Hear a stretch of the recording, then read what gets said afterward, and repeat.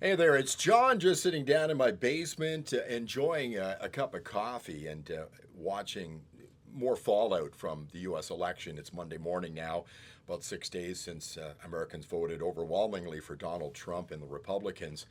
And the thing that's really coming clear to me is the ridiculousness and the lack of introspection when it comes to the media and the Democrat Party, all looking for excuses as why Kamala Harris lost the last election. Of course, the Democrats are running back to their regular tropes, calling people who disagree with them racist and misogynist and whatnot. It's just the way they are. I mean, hell, that's pretty tame compared to calling people Nazis, is what they did before the election. You know, when you call half the people in the country Nazis, you're really not doing a lot to encourage them to vote for your party.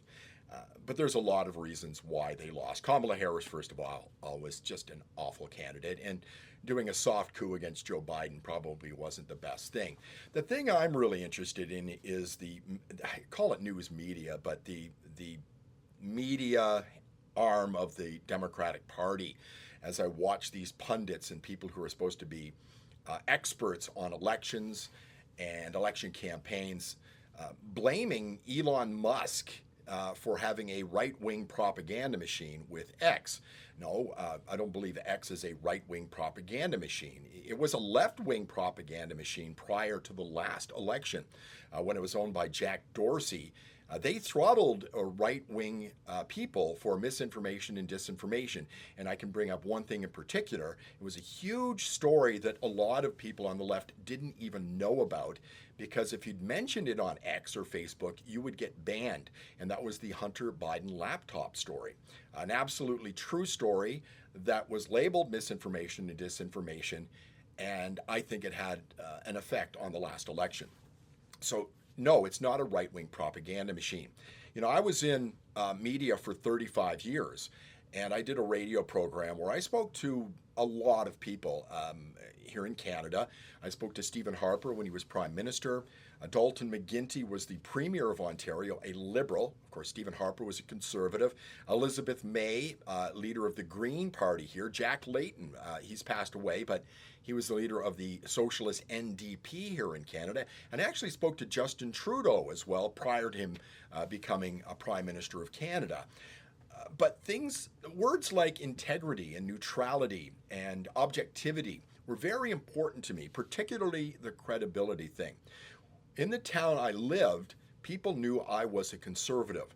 But I knew better than to throw softballs at a conservative like Stephen Harper and then give all the tough questions to the people I actually disagreed with ideologically, like Jack Layton. I treated them with respect, but I treated them equally because credibility was very important. That is gone in news media these days. Here in Canada, we don't have any credibility whatsoever anymore because a lot of the media is being paid by the government. I don't know if you're watching this from the United States.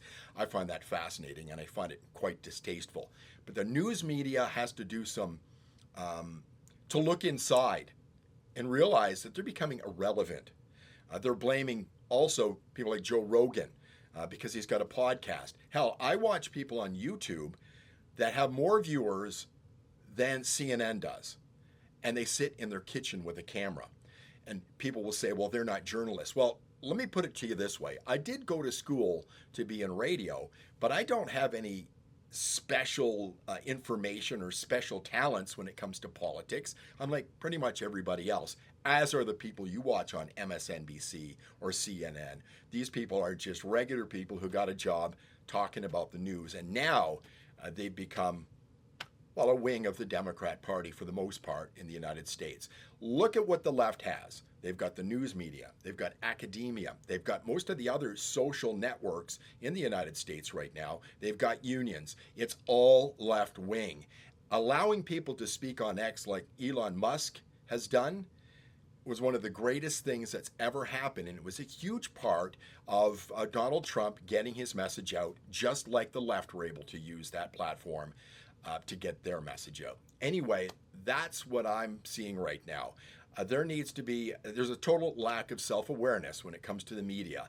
And if it wasn't so tragic, it would be funny. Thanks for watching.